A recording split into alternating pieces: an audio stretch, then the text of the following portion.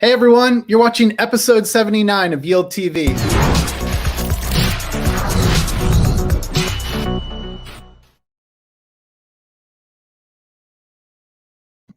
Okay, welcome back. It is Tuesday, February 23rd, 2021. And today we've got an awesome episode cooked up for you.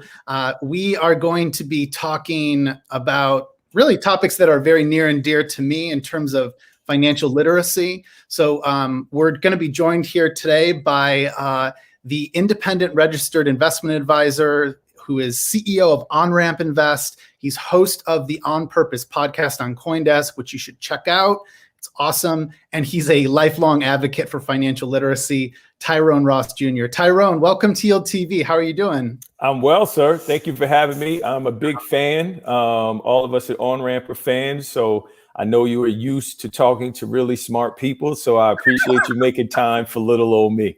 I appreciate it. Man. It's so good. Like, we were catching up here, obviously, beforehand. We always pretend like we're talking for the first time, but yeah, just it's our pleasure. I have learned so much from you over the years. I don't know when I first heard you on a podcast, but you were early on in my crypto podcast journey, and yeah, I think, like, we were joking around the fact that everything we talk about, I can say everything we talk about on Yield TV, it comes from a personal finance perspective, which is something that's really been championed by you. So this will be really fun. Tyrone, before we hop into like the weeds and talk more about like your Learn to Money program, which I'm hoping folks will check out and after the show, why don't we talk a bit about your background? So, how did you actually, I'd love to like dig further into, how did you get interested in personal finance? And then when did you discover Bitcoin, crypto, DeFi, and so on? I had no choice to get into personal finance because I was born with a PhD, poor, hungry, and driven, and to two superhero parents who were the two, first financial advisors I've ever met, that were just trying to piece it all together. Born and raised in New Jersey, proud first generation high school graduate. And, really just, it was tough, right? With money and not having any, right? And not learning about it and having to go through the world like millions of people do in this country, not having the background or resources to speak the language that helps you be successful in a capitalist society. And that's money. And I went 26 years financially illiterate, right? And walked on to Wall Street, right? Not speaking money, and had to get up to speed very quickly because it was a whole world that I didn't know of. Long story less long, in 2015, I'm sitting at Merrill Lynch, and a friend of mine who's a Ruby developer, he's going on and on and on about this Bitcoin thing, the Bitcoin. And like most people, you live two lives in crypto. One, when you first heard about it, you go, man, that is really dumb, right? And then and then the second life where you go, man, I really should have bought when they first told me about it, right? So So he got me. And this is what I always tell people. People are going to come to crypto in their own way, in their own time. And he knew how to get me because he said, he knew how I grew up. He said, let me send you some. Because I just wasn't getting anything else he was saying. And he was like, download Bread Wallet, right? Shout out to everybody who remembers Bread Wallet, right? Yeah. And he was like, he's like, download Bread Wallet. And he sent me some. And I watched it go to my phone instantly. And I'm like, paradigm shift. I was just like, I got to pay attention now. And he goes, the magic trick is, this is what he said. He was like, the magic trick is not done. I'm going to have you send that to somebody else. And I said, and they got it. And then we were all on the phone together. And I'm like, I got to pay attention. And he put me in this Facebook group chat with some of the smartest people, right? Smartest people. And they're talking about, SHA-256 and mempools. And I'm like, what the hell are they talking about? In there. But what I realized was, man, they are giving each other some really crappy investment advice. I'm like, that's dumb. That's dumber. That's not right. Right. So they knew nothing about capital gains and taxes and all of these things. Right. And this is 2016, 2017. way less clarity on all those things than it is right now. Yeah. And I'm like, that's it. I'm like, I'm going to pair together my financial advisor hat and the crypto hat, and I'm going to put them together. I'm like, I want to be one of the first financial advisors to go all in on this. And I never looked back. And then 2017, I left Merrill and was like, I'm going all in on crypto. I want to build a crypto practice, right? And work with clients. And kind of had to reverse engineer it because you couldn't custody. You couldn't do anything like that, but just based on showing some type of core competency of it. Early on, you know, a lot of folks came to me and was just like, well, you're the advisor who's not going to tell me to sell it. So I'm interested to work with you. So that's that part. But again, the personal finance side, I've been doing this for 19 years, right? Like I've been going into anywhere I could go and where they would take me to give back.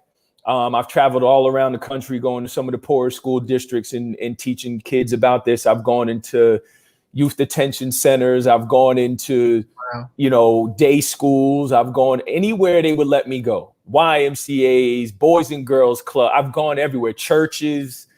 I've gone everywhere because I realize the importance of getting to the people eye level and speaking to their condition and what it is that they are feeling, because there's this financial redlining where the financial education and the financial access and the financial resources stop.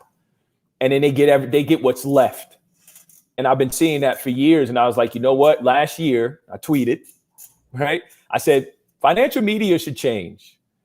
Now, all these companies are throwing out that they Black Lives Matter this and Black Fist that and 100 million here. And what we've been doing that. Nothing has changed. Like, are we finally going to make the solution as big as the problem? Yeah. And I was like, this is what it should look like. And I got a email, I don't know, at least 30 minutes after that from, you know, Eric, one of the producers of Learn the Money. And he was like, are you serious about doing this? I said, you're absolutely right. I am. Let's go. And 2 or 3 weeks later, we were shooting the trailer, right? And we put the trailer out. It went nuts. And then we did a GoFundMe to shoot the pilot, which everyone is seeing now. And it is gone parabolic. It's bonkers. So we're so proud of it. See it there, you know, learntomoney.org. We're also proud of it. Put so much work into it. They did a ridiculously incredible job. All I did was show up and talk. But all of this is just incredible how they did this. So yeah, we're extremely proud. Please go check it out, share it. The whole video is on there at learntomoney.org. And the goal is to get 10 of them funded. And get them into schools. And that's the deal. Show these videos to teachers and kids with curriculum, short, not long, right? Kids are home now, it's virtual. We think it's the perfect time to do it. And I'm happy to say that I had a conversation with Time Warner, last week or 2 weeks ago. They're all running together now. Time Warner is very interested. So everyone, please share, and fingers crossed that Time Warner says, hey, we want to do this. So, and again, Time Warner's cool. We know Time Warner got money, but I told him, I said, I want you guys to use your heft, your brand to help me kick down doors and get this to the kids who need it.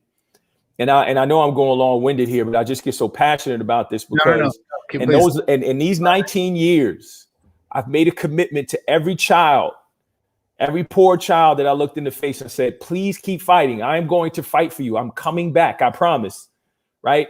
And I want to make good on that promise. And I want to make sure that kids get educated no matter where they are, regardless of their zip code. And Learn to Money is going to be the conduit to do that. So you sharing and having me on to talk about it and just making room in this conversation for it means a lot to me, but more importantly to the children right now who are getting left behind. Yes. And we want to fix it with that. Yeah. The part of your story that has always been so inspiring to me is you clearly find every interaction very important. You know, like we were actually, I think, kidding around about this before we got on. Like, you know, you can tweet this and tweet that and get a bunch of likes.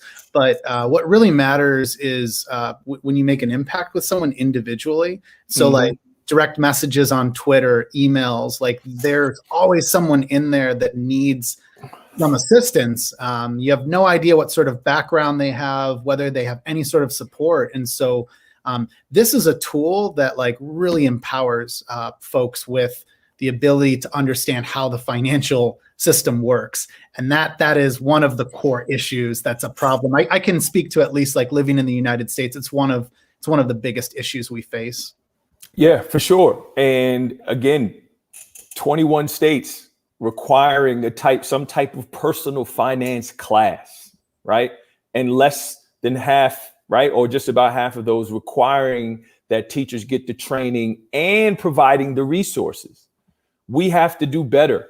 Like, we have to do better as a country. All 50 states should require it. There should be a nationwide effort, right? We should storm the Capitol about financial education in this country. Why are we still doing that stupid stock picking class, right? Like, let's stop that, right? Why aren't we going into elementary schools, right? And pre-K, where kids can start picking up financial concepts at 3 research shows, 3, but we're waiting until high school? Doesn't make sense. Yeah. So we have a country now that, again, if you do not speak money in America, you are doomed to a life of poverty. But if you begin to speak money and get money fluent in a capitalist society, you have a chance based on how much of the language you begin to learn. So they tell you that with any language. You want to learn a language faster, quicker, more free, start them younger. And I think we need to do the same thing with money, because money is a language. That's a great comparison. I haven't thought of that before, but I've got a 2-year-old and a 4-year-old, and we got them should go grab it. We've got them this piggy bank, and it's sectioned off into 4. So if you look at the piggy bank, it's transparent, and you can see it's sectioned off into invest, donate, save. That is awesome. Yeah, it's really clever. I wish it's a. Please share where you got that. I'll get that for my nephew. Yeah. I will grab it here. Actually, let's do this a sec though, because I wanted to ask you more about like when you are talking with folks about learning to speak money. I wanted to learn more about like what really resonates, like what makes the light bulbs go off in their head. But before we do that, just like we've got this like killer video in front of us. I just want to play at least like 30 seconds of it, and please do. People go check this out. So I think you'll be able to hear the sound pretty good on this, but here we go. So. Like many of you, I grew up in a home that had to operate outside of the traditional financial system. You cash checks at a check cashing place as opposed to the bank, because there's no bank account, or having to use payday loans so that you're able to eat or pay the rent. All I knew about money is that it was scarce. It was something that was in one hand and out the other, because you needed it to acquire the basic necessities of life. It's not about prosperity. It's just simply about survival. So money is something that causes tension or stress, because you never know when it's coming back.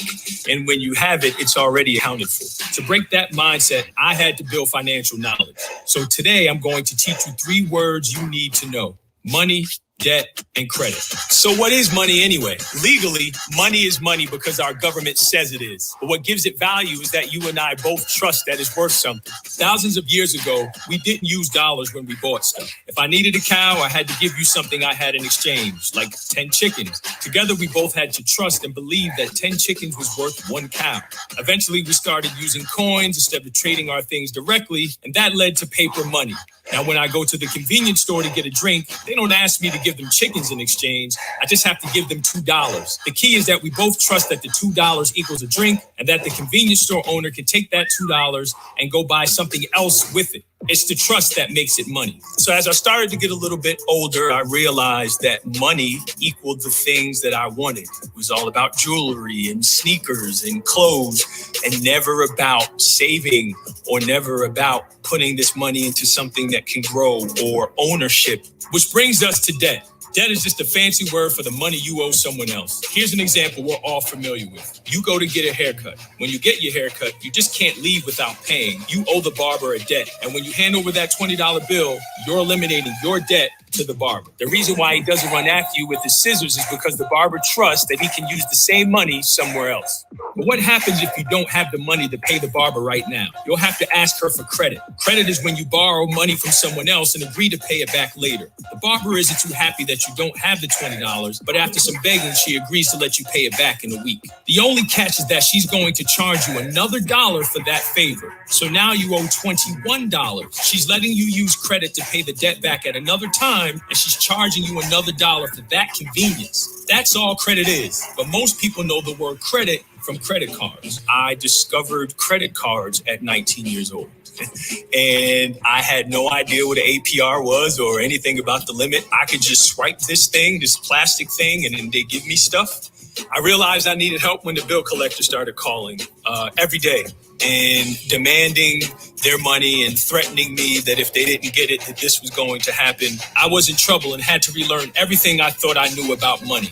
I had to learn what the richest knew about debt and credit, but also about budgeting, saving, investing, interest, and many more ideas we'll talk about in this series. And that's why I'm so passionate about this, is because it's one thing to get you to learn about money and what money is and what you can do.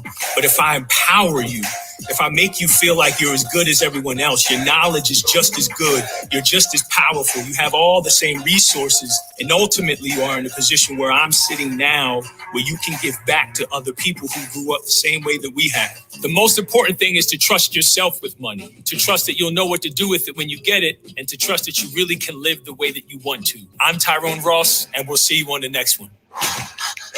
Man, I into my vein every day. That is, it's so good. Thank you so much, man. Oh my God, it's so good. It's so good. To clarify, I did watch this. I've watched this multiple times, but every time I watch it, I mean, even now, just because I guess we're on Yield TV, like I'm like, I think this video just makes us look good as well. Just having the video, because it's beautiful. Thank you so much, man. It just, I mean, honestly, I can't lie. Like I get full every time I see it. I get emotional because it's like it's a labor of love, and I've been fighting for years to do something like that. And you know, just what I've experienced personally, right? My family has gone through what we've gone through in terms of finances. Again, what I've seen, and you know, we did that all during COVID. Right. And I tweeted that in May, like we put it out, like all during COVID, nobody second guessed. Like I'm in a closet, like doing the voiceovers with a mask on. Like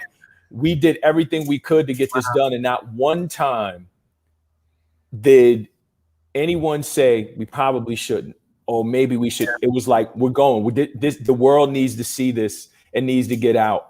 So it's just so awesome to see, and seeing it back, man, they did a job. They did a job with the production. It's just so good. So, well, can we go back to like what messaging do you find resonates with folks to help the light bulb go off when you're talking with anyone about, you know, speaking the language of money, or just beginning to get a grip on, you know, how can I take advantage of the financial, you know, services industry? I think the main thing is truly meeting people where they are. And that's an easier thing to do when you come from under the bottom, right? Because you meet everybody on the way up. So you're very familiar with everybody, whatever level on the way up.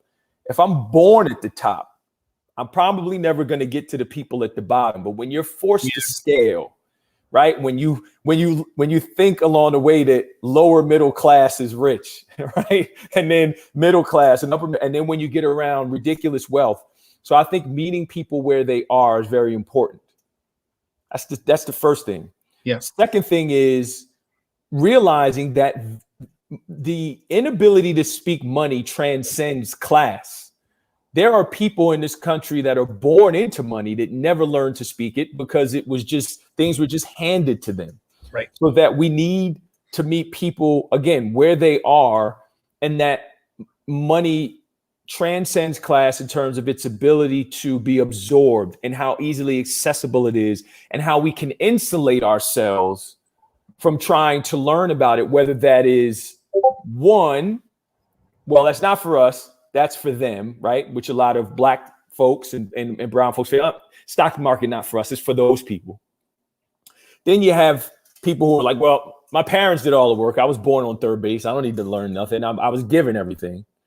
Then you got probably 150 million plus people in the middle, probably more, that are working poor, that just don't have access to the resources and the education and the tools that everyone has. That's a problem. So this is a structural problem. There's a systemic piece of it, which has been hundreds of years in the making, but it's structural. We can fix the structural part today. We don't have a real-time payment system in the United States of America. We don't, right? Like, that is a problem. The Fed needs to institute a real-time payment system like yesterday. That helps so many people in this country, right? There's no reason why it takes, it should take 3 to 6 days for money to clear. Right. $30 to send a wire, $15 to receive it, $50 to send it internationally, right? In relation to that, gas fees on Ether and on Ethereum don't look that bad, right?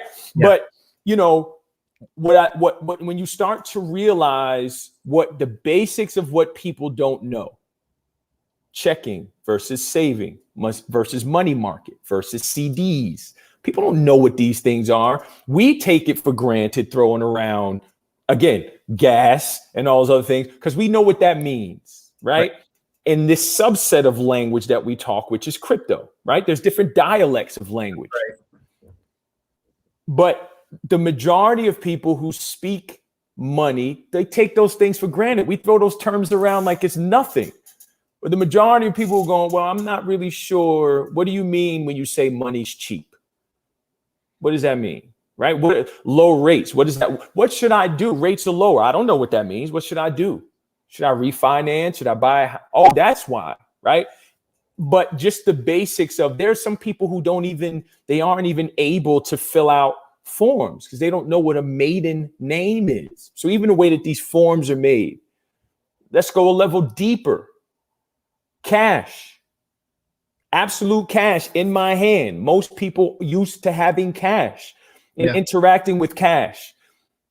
So now if we're going to get people into the 21st century with money, forget crypto. We gotta have digital literacy so they know how to use an app and use money on an app. So there's a class issue. There is a access to financial education issue. There is a lack of awareness issue of the true scope of the problem. But it's just simply saying, meeting people where they are. And I will end here, because I had this conversation with Hester Pierce at the SEC, is as you matriculate through life, no matter where you stop, house, kids, college, there should be resources abundant to you so you are able to operate best financially at that stage. It should be there, right? As soon as you're born, baby bonds or baby Bitcoin, whatever. The minute you're born, you get an account. It's set up for you. You can touch it when you're 18, right? And then and then you walk right into kindergarten and you start learning about money.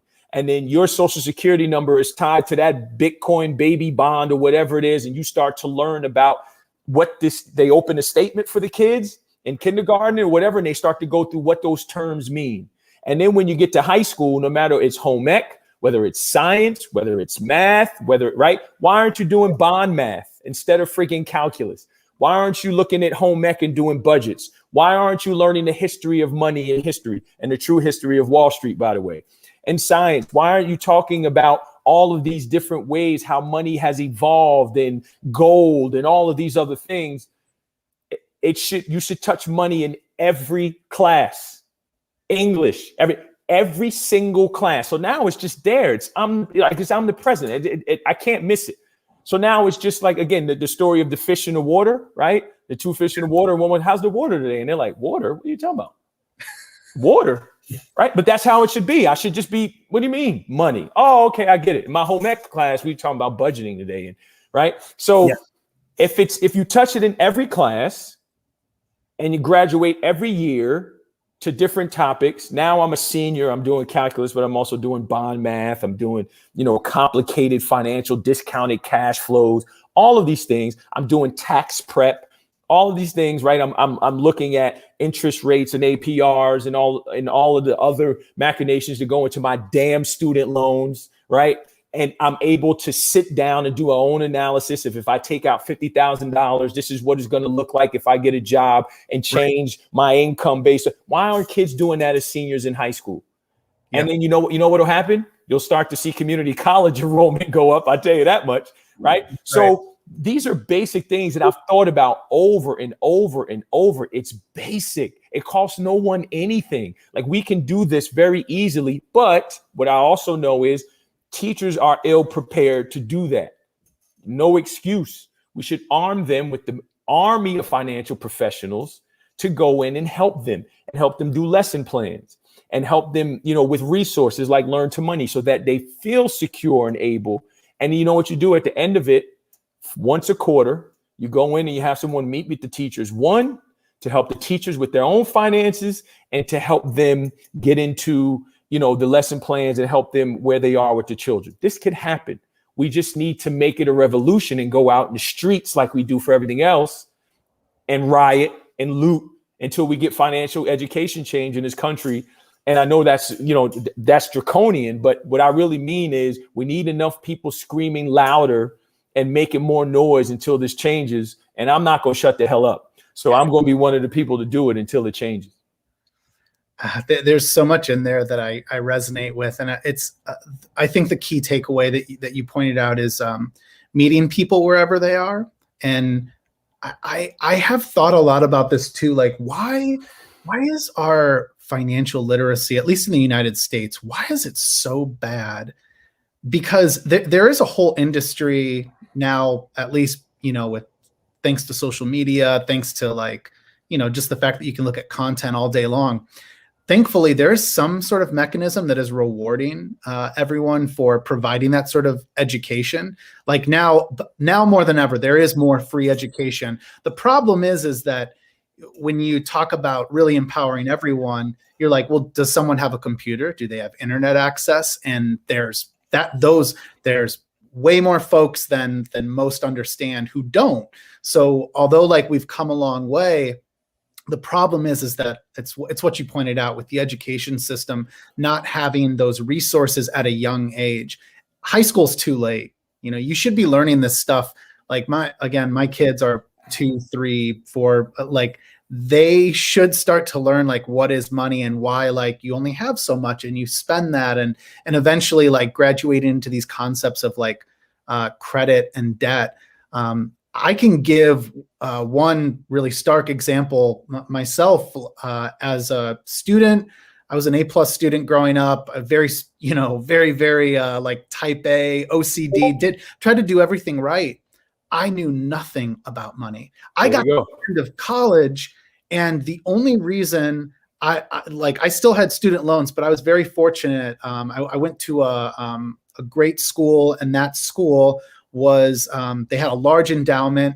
And because I would say that my family was lower middle class, but compared to the rest of the school, I looked poor on paper. And so FAFSA basically saved me. I mean, I would have walked away from school with an unimaginable amount of debt. Now, it never once was discussed, here's what your loan rate is. Here's what you will owe. Here's the amount of money you'll need to make. It was just all, I got to do this. It's the future. I got to go to college. I got to get the best education, and this will set me up. While there are some truths in that, there's a lot of misleading truths in that too. And it's just terrifying to me, how little. You know what I tell kids when I go into some of these poor schools and I look at these kids and I tell them, right now, I could relate. I know you don't have any money, right? Yeah. I've been that kid on the lunch line with no lunch money, right? I know what it's like to be, having to move around and not knowing where home might be. I know all of that. But here's what I do know. Grades are currency. You can spend A's. And as you go down that scale, those grades are worth less. But if you get A's and you get good grades, you're going to be able to spend that for opportunity. And that's what this country speaks. So eventually you spend those A's for money, which is currency, which allows you to get into college, and then the college will give you opportunity again if you get more, grades and opportunity, whether it's jobs, and then to get the real currency, which is money to work. And then you start to do so well, and you realize that there's a class issue where, wait a second, currency takes on I tell people all the time, you walk into the airport now, you want to do a case study on class, go to the airport. There are people who spend their airlines miles in the airport. They don't ever pull out a car or anything like that. So start to teach them about that link of currency and money. Again, the language of money, just simply understanding the basics that there are things that you may not visually be able to hold in your hand that are money, but people that know, they spend those things to ultimately make sure they acquire what you know to be money. They teach their kids to spend grades. They teach their kids to use, to spend the credit score, right? They help them with those things. They put them on their credit card. They pay that down so the kids have good credit. They teach them about a house. They teach them about cars. They expose them to all of these different things so the kids go, oh, okay, now I get it. If I get good grades and then I get into this school, I can spend the currency of this degree. That's an Ivy League degree that gets me into this company that pays more than this company. Now I'm making this amount of money, which means that I can fly this way. If I get credit cards that allow me to spend the miles, to travel the way I want, I never touch a debit card because debit card is like cash and cash is trash. And I know that I can get my, miles and turn those into currency, and I could buy ether with it. And now I ether, and I could collateralize my ether in it, all from spend your A's. And I walked that whole maze. So I need to make sure that the poorest kids in this country understand the first currency you can spend are good grades. Get yourself out of this environment. Yeah. Then you there's something called social currency. And you start to get around other people, and you can start to spend that currency. Hey, I need a job. Hey, I need this type of attorney. Hey, I need this type of accountant. Hey, I need, right? Oh yeah, we got that. No worries. Oh, I got 4 accountants. I have 3 attorneys. I have it. Oh, and then I'm a small business owner. And then there's people who are getting called from their CPAs about PPP loans. And meanwhile, I'm a small business owner that don't realize a checking versus a saving versus I have to go through this whole process and I never get the money. But this person who doesn't need the money gets a call from their CPA and says, we got $5 million waiting for you. Do you want it or not? That's how this grows, right? So if we don't get into the soil, this needs to be a revolution, period. It needs to be a revolution. And that's why it's so bad. Financial services spend $17 billion marketing financial services. Billion marketing, less than 1% of that on education. It's horrendous. I wish somebody would convince me that's not on purpose. Of course it is. Yeah. Because if you can capitalize on people's ignorance, right? You make it rain. So we need to shift that and really say enough is enough. And that's why enough is enough. I'm tired now. I'm not consulting with the committee. I'm not going to the advisory board. I'm not asking about what about this curriculum. I did all of that. It hasn't worked, right? And by the way, financial literacy doesn't start with what a stock is, right? I was tired of that. What is the stock market? No, it's not where financial literacy starts for most people in this country. Let's think bigger, undo everything you think you know. Let's get into the soil and help people where they are, unrelenting, empower them, expose them, right? Exposure means expansion. So when we do that, only then will we start to get people the resources that they need to make the best financial decisions for themselves, not for what we think they should be doing. Because I can tell you right now, my parents don't want to be rich. Some people don't want to be rich. They just want to make sure they can pay the rent, keep the lights on, feed their kids, get to work, get back from work, right? Take a little vacation here and there. Some people don't want to be rich, but what they want to do is make sure their damn needs are met. Yeah. And we should make sure everybody in this country can meet their needs. Absolutely. Before we talk more about how crypto specifically, I know you talk a lot about DeFi and Bitcoin, obviously, is where the journey started. Before we talk about how that's provides new opportunities, I'm wondering, beyond Learn to Money, are there any other programs that you would recommend looking into if, let's say, folks want to volunteer their time, they want to, let's say, get into a school and help help educate on financial literacy. Like, is there anything else out there that you would recommend looking into beyond what you're doing? Yeah, wallstreetbound.org. I would encourage everybody to look at wallstreetbound.org. Troy Prince and what he's doing to give inner city kids opportunity to learn about money, to learn about back office Wall Street jobs, to learn about trading and all that stuff is tremendous. Cannot recommend it enough. It is the model for how everyone should be doing this. Like wallstreetbound.org is it. I cannot stress that enough. And again, I think there are a lot of other programs out there that again do things in different ways. Shout to Carlos Acevedo and Crypto Solano, the crypto folks, right? What they're doing in the South Bronx, right?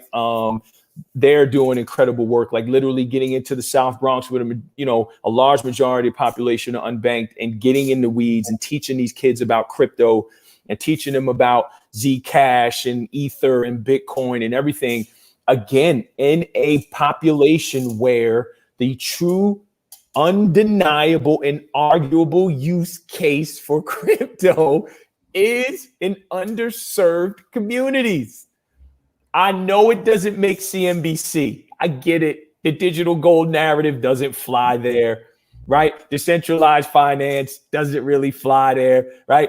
But the truth is, if we're really going to equate those things to use cases in the real world where this can help people, we got to go to the underserved, and the underserved all over this country. The greatest population of the underserved is in the South, right? Every crypto company should have a base in the South, right? So, those are three gentlemen that I support what it is that they're doing. Again, but there are so many people that are doing financial literacy, well, and trying to do it. There's so many names. I know Wise New York is doing something in New York. Folks all over the country. So many people are on boots on the ground,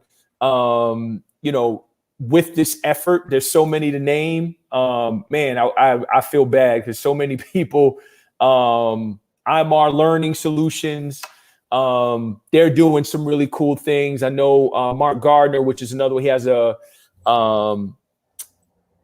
he's a CFP for Money Bears. He has a book. I think he's doing something with the money now. There's so many different people. But again, I just feel like there are all of it. Shout out to all my athletes out there, right? When you are an athlete and you have certain asymmetries in your body and you get a recurring injury, right? My right hamstring.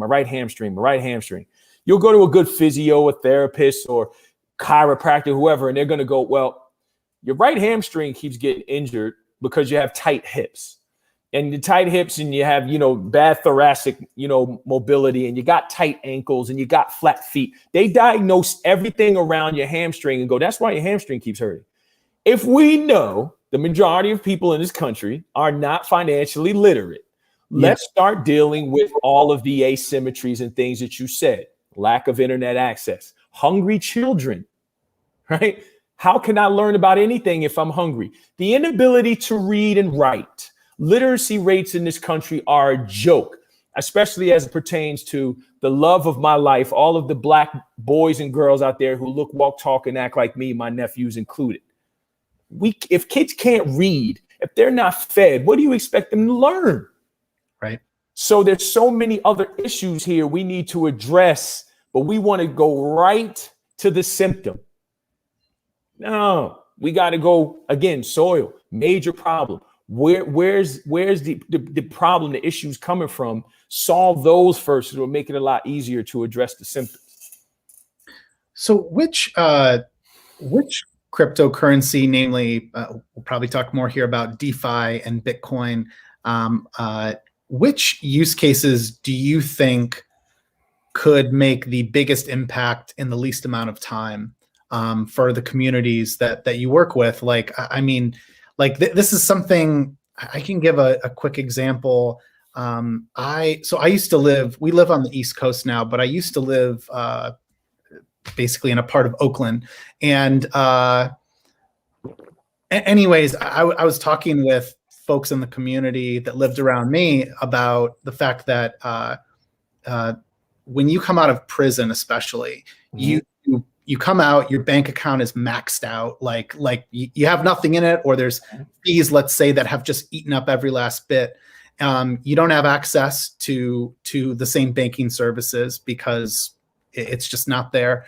And we were talking a lot about the fact of, what would it mean to just have like a crypto wallet, to have stable coins, to have, you could have those stable coins and you could easily spend them, which is really the bigger issue. Like this new peer-to-peer finance system, but now you got to be able to get those back out easily because that money needs to be spent on food and rent and anything else to live.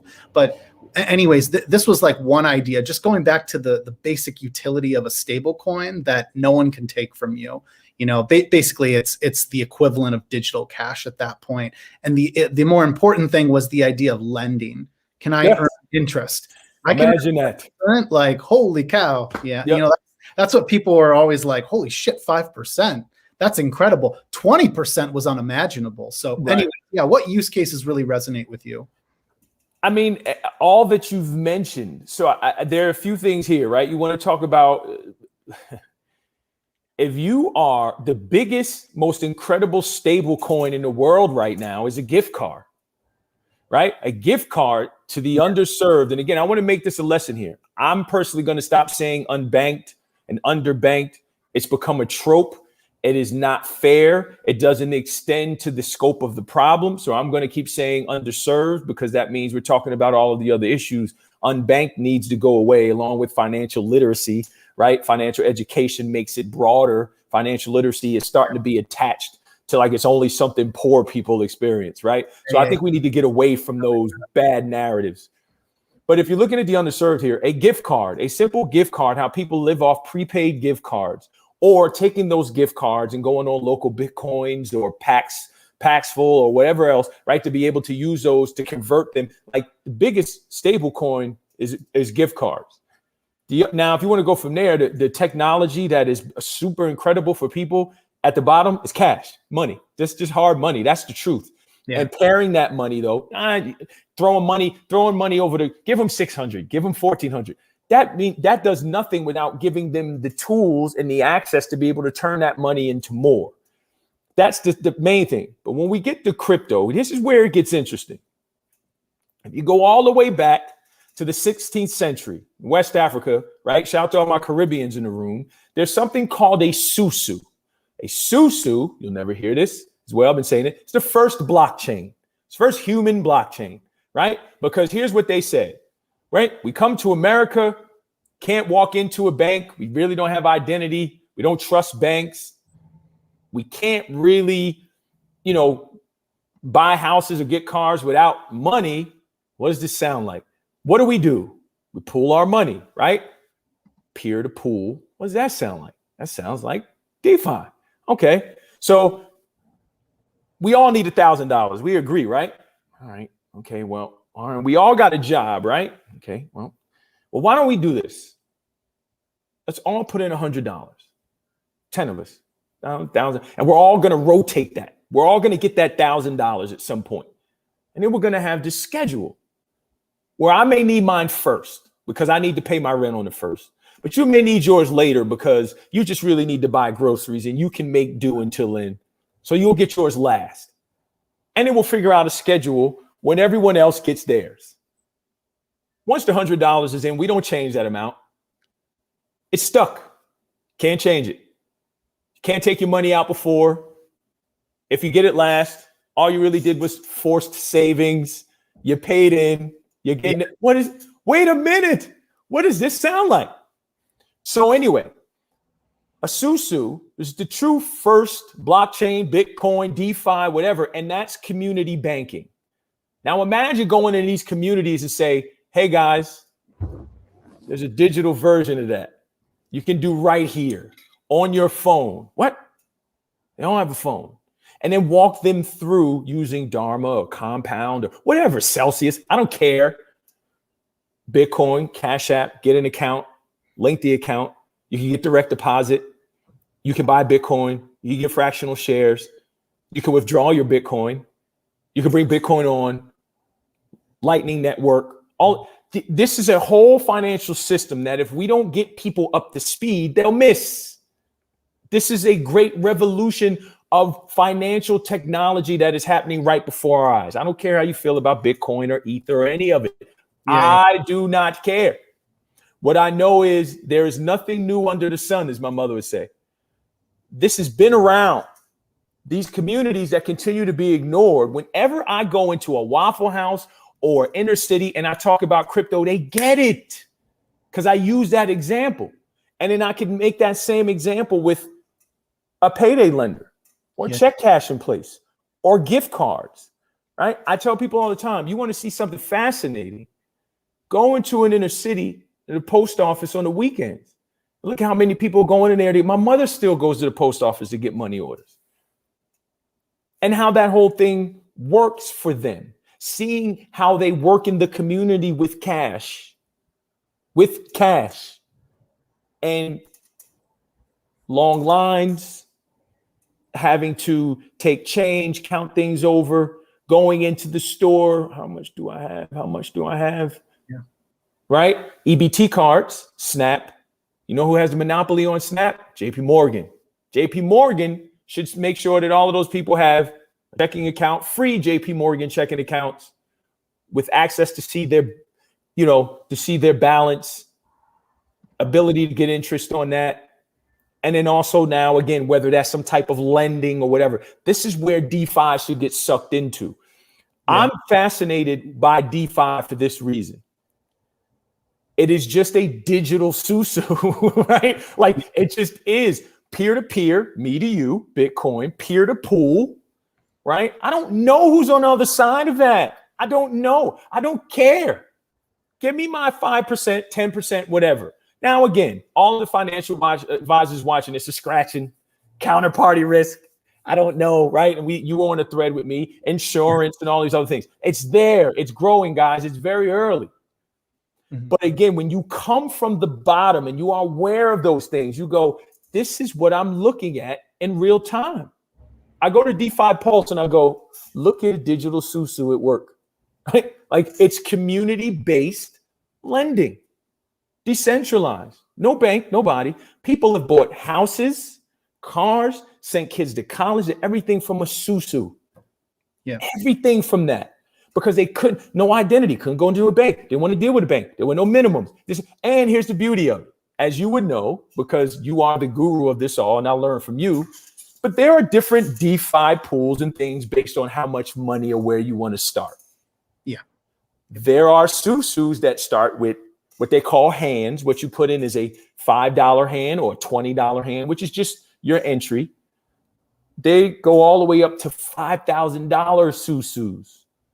Right? So different pools of liquidity based on where you are, what your needs are. Maybe this is just a $20 one because I just need money to keep the lights on. Or maybe there's one where I want to, do something.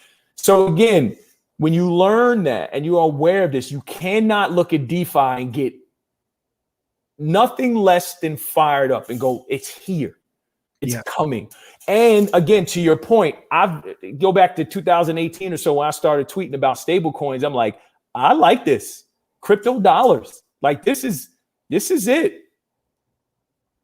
Real time, instant settlement for advisors is probably going to be like some type of crypto money market when you move clients out of Bitcoin and you put it in stable coins, you can get them yield. But for the average person, the ability to just take your phone and have the money here, immigrants walking around cashing their check like my dad had money in his pocket, got beat almost to an inch of his life because they knew he was getting the money and putting the money in his pocket. They beat him up and robbed him. Come on, guys. This is bigger than the amount of ETH locked in whatever for me.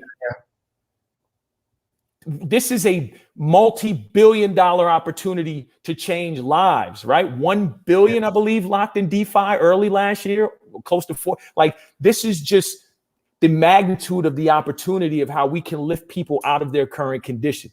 That's what gets me fired up about it. I also owe you an apology because I have a DeFi shirt and I can't find it. And I was going to wear my DeFi shirt. But Onramp was the upgrade. So you have to represent your own. So I don't want to end without saying this. You, is it Anthony Sassano, a few other folks. Please do not ever underestimate yourself, especially. I direct people to your YouTube, the work that you do. Do not underestimate the scope of the people that are looking at your stuff. I have gang members looking at your stuff. I have people that are doctors, lawyers looking at your stuff. I have people who have never heard of yield farming or whatever looking at your stuff. It matters. It all matters. And if we're truly going to be talking about decentralization, it can't just be about money. It's decentralization of access, decentralization of ability, decentralization of opportunity. And that's what this provides for people to get pulled. There's no barrier now for anybody to get pulled into this new wonderful financial system we are all fired up about. I don't care when I look at the gas fees and people going, oh, are you aware of the fees of what it costs people to live their lives outside of the financial system? Yeah. You would never complain about how high gas fees are if you saw what my mom and dad had to do with no bank account and what they had to pay to get access to their money in real time now, to keep the lights on, to pay the rent, to make sure we don't get evicted. $30? Now, again, if I'm sending $5, yeah, that sucks. But I'm paying up for the premium of what it is that I'm able to do and not get caught up in the legacy financial system. Perspective is everything. Yeah. You know what I'm saying? So again, another long-winded answer because I get fired up about this. No, this is exactly what we want. You're here to be the guest of honor. And no, this is, by the way, I don't need to cut off, but I want to make sure I don't keep you too long because I'm sure you've got other phone calls to get to soon. But I had a follow-up question to, sure. I mean, there's like so much to unpack there. I feel like you've like re-inspired me with just like, this is why we're here, to teach people about DeFi. I think one of my concerns that you've highlighted today is there's the root of the problem we talked about is in schools. And so you have to get to people at an early age. That's a humongous issue alone to tackle. My bigger concern, which is part of the reason I try to pump out as much content as possible, like every day, if not multiple times a day, I'm thinking about those that are already adults or those that, let's say are beyond like, high school. I worry about us like repeating the same sorts of shit that's happened in the traditional finance world. And so there's this game of like, we got to catch everyone up. Like you've called out so many things here, like the fact that like we're moving towards a digital finance to a world of digital finance, whether or not it's decentralized finance, we're moving towards a cashless sort of society. And that hurts a lot of folks who don't have access to that technology. So I guess like, do you have any other thoughts on like what needs to be done to help those that are beyond high school? Like, is it to continue to pump out content here, or are we missing some bigger picture here about how to meet people where they are, as you put earlier? It's both of those. I do think we need to start putting out more basic content. I think there needs to be more focus on basic content. I think we all would agree. I don't think there's anyone in the world that explains anything better, I don't care what it is, than Andreas explains crypto. He makes it's incredible. Yeah. I mean, Jesus couldn't explain walking on water better than that man explains crypto. Yeah. It's just very good. And that he knows more about Bitcoin than but he makes it very simple. We need more people with that empathetic soul to say, I got to focus as much at the bottom as I do at the top. Mm-hmm. That's one. So yes, cranking out the content, driving people to that, as opposed to buy, it's going up, do that, pumping it. No. I'm not answering your question. I have a whole bunch of videos on my page. Go there, look at those, right? Earn your right? And then come back to me to invest, right? Because investing is a privilege. And we got to get people to understand that. If your portfolio is up 100% this year, you probably didn't do much. You're not Paul Tudor Jones, I promise. Because look at today. A lot of people who thought they were geniuses last week, not feeling so good today, right? It's not you, right? So I need people to understand that investing is hard. right? Trading is harder, right? This whole thing is so education. Yes, we got to make it abundant, readily available, and then drive people to it, which means it has to be engaging. It has to be short. It has to meet people where they are. Can't be the same voices. Can't be monotone. Got to be in different languages. Got to be, maybe English is my second language. Maybe I only learn audibly. Maybe I learn visually. We have to find different ways to meet people where they are. Everyone doesn't learn the same. It's one. Yes, meeting people where they are. So there's no reason why all of these conferences that we have, especially on the financial, the major financial service side, I tell them all the time, how many times are we going to have these conferences where the biggest, smartest, most well-connected people come and pat each other on the back for 3 days, stay in a 5-star hotel, eat the best food, and you don't do nothing for the people in the local community or have any 30 minutes for, okay, we're not going to talk about, realized cap or reverse weighted indexes or whatever. We're just going to talk about, here's the difference between an IRA and an RIA, right? Like, we're just going to throw out an acronym. We're going to talk about it because, we love throwing out acronyms. Oh my God, we love throwing out acronyms. And just do that. Invite the public in, feed them, let them get the hobnob with some of these folks and just do basic education. So we have to make sure we're meeting people where they are. You're doing a conference somewhere, look at the poverty rates.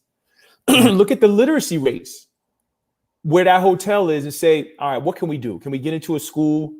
Can we do a video here? Can we get into the community and just do stuff with people on the street, whatever?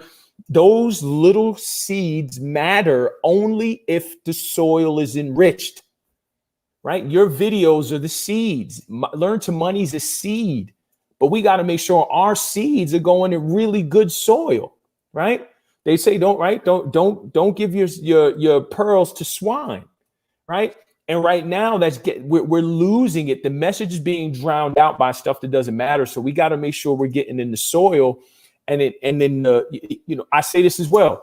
People who have kids, if you get the kids, you get the parents. And you know where parents are every weekend? Soccer, basketball, this, that, whatever. You get the kids fired up about money, they're going to get the parents in. So why doesn't every little league, AAU, soccer, whatever, why isn't there a financial services firm sponsoring these things and making sure that the kids get and the parents get financial consulting for free? Why? Right? AAU canceled basketball and this, that, whatever, based on the demographic.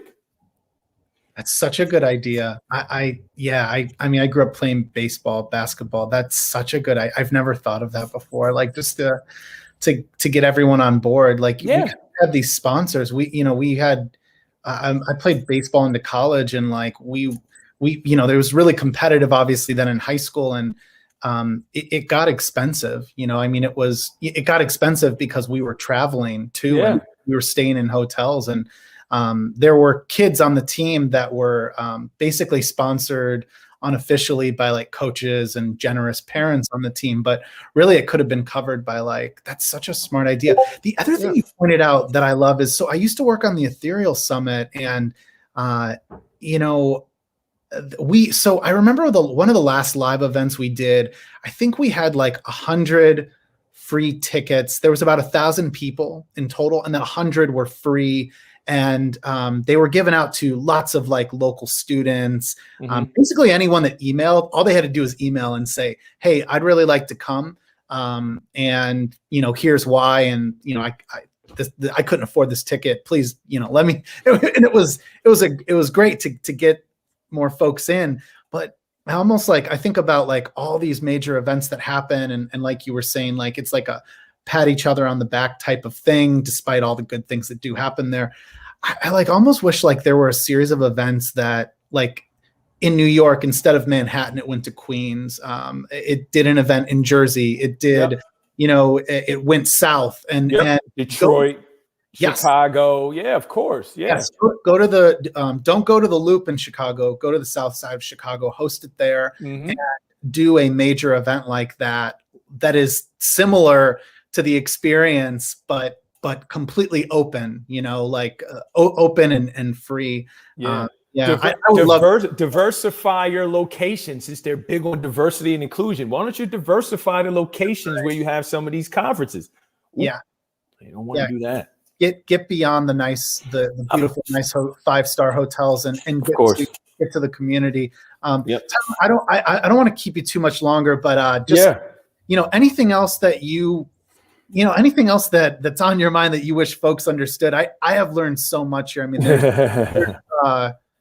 I mean, like I said, you inspired me with a few ideas here. Like I'll say this: if anyone starts one of these, like you do a totally free event on financial education and opportunity, and you make DeFi a part of that, I mean, I would come, of course, to that. Like I would love to support that and be able to speak. I'll do as many hours of sessions as you want. Like deal. We'll use you.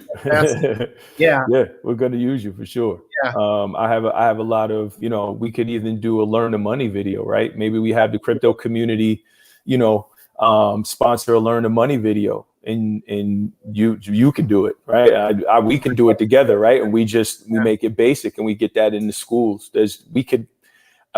I think we raised $40,000 to shoot that episode of Learn the Money. There's no reason why we can't do the same thing, right? With all of these gains that people got in Ether, right? Really? And we do a video like that, and we script it, and again, you do them anyway. So there's no reason why that can't happen. It's just a matter of people getting over themselves and put their ego aside and just making the time for it. Our kids are worth it.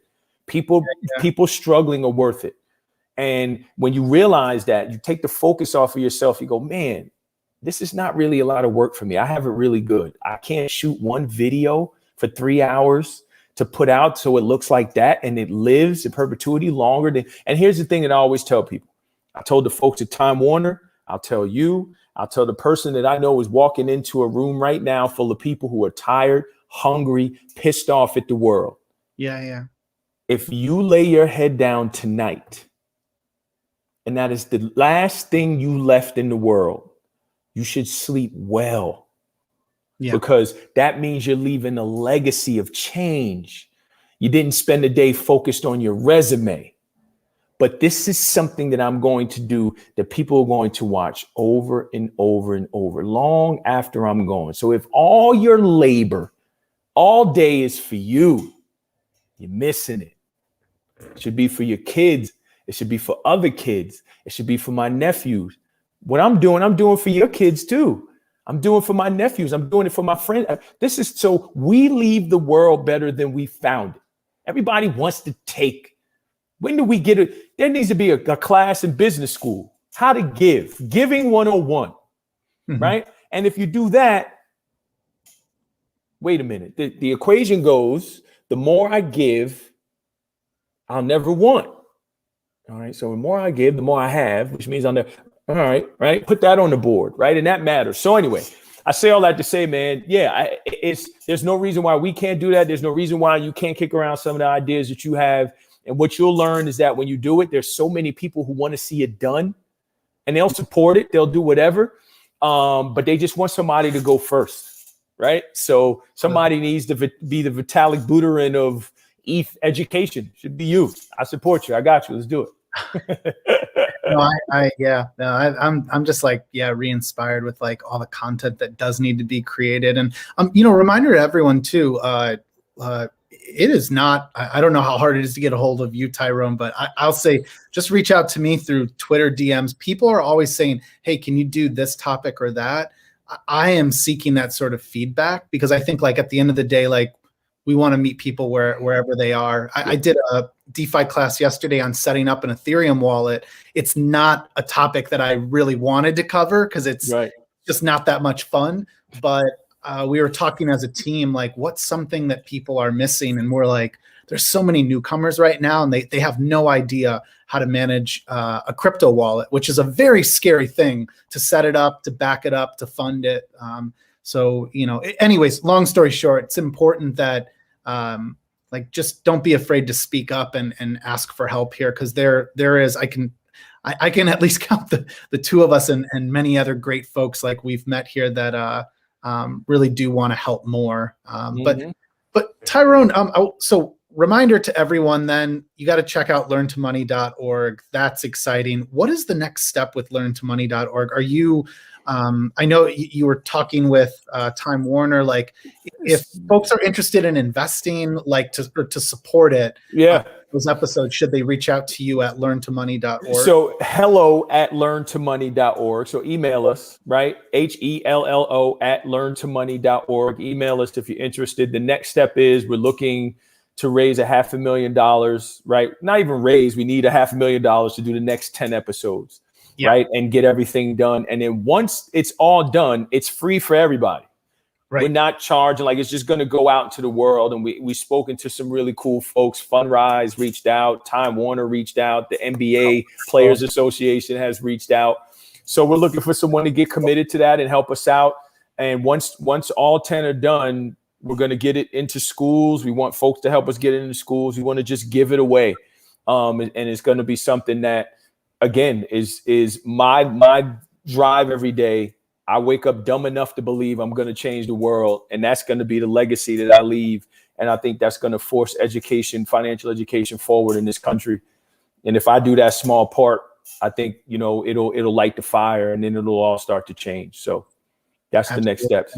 Well, hey, thank you so much for your time. This was awesome. And also, if you love listening to Tyrone like I do, I wish I had it on an alarm clock and I just woke up to your voice every morning like, hey man, it's time to big stuff. Check out On Purpose. It's his podcast that's hosted through CoinDesk. And especially too, if you're an investment advisor and you're curious about like how to begin to support people in their journey in crypto, that's where my journey started. Listening to you was I was like, oh, this is the one investment advisor who's not telling me to sell my crypto. So that's another one to check out as well. Yeah, we got to get you to do a DeFi guest post for advisors. Oh, anytime. For Onramp. And yes, I got to get you on the podcast as well. We're tardy on that. But honestly, they say NLW owns the airwaves at CoinDesk. So he's wonderful. But you and I would love to get you and Tom Shaughnessy on and just kind of break that down for advisors. So we should definitely do that. And I'll introduce you to Eric, your biggest fan. So you could give us a guest post for advisors, because anytime, man, DeFi is all the rage. Yeah. I mean, the DeFi 101 series, if anyone looks us up on Defiant News, they're like 2 to 5 minutes long. I've weaved them into a playlist that says DeFi for Beginners at DeFiDad.com. Those videos, I mean, that was all donated time because it's a part of like delivering content as a public good, making that content free, so that people can learn DeFi. So yeah, I'll probably regret this, but not only do I want to work with you guys, but hey, if anyone's interested, as long as I can fit it in with Zapper, I'm stoked to do it. Yeah. So, everyone, just, reminder, we'll be back tomorrow. We're going to interview the founder of Mintable, Nice. so NFT marketplace. That'll be really fun. Sweet. And you can watch the full episode here at tv.zapper.fi. And, don't forget to try Zapper at Zapper.fi. And Tyrone, I'm just going to hit end broadcast, but like, we'll be in a green room if you have any other questions. Yeah, of course. So just, everyone, thanks so much for tuning in, and stay safe. All right. Feed a hungry child. NoKidHungry.org. Take care, everyone.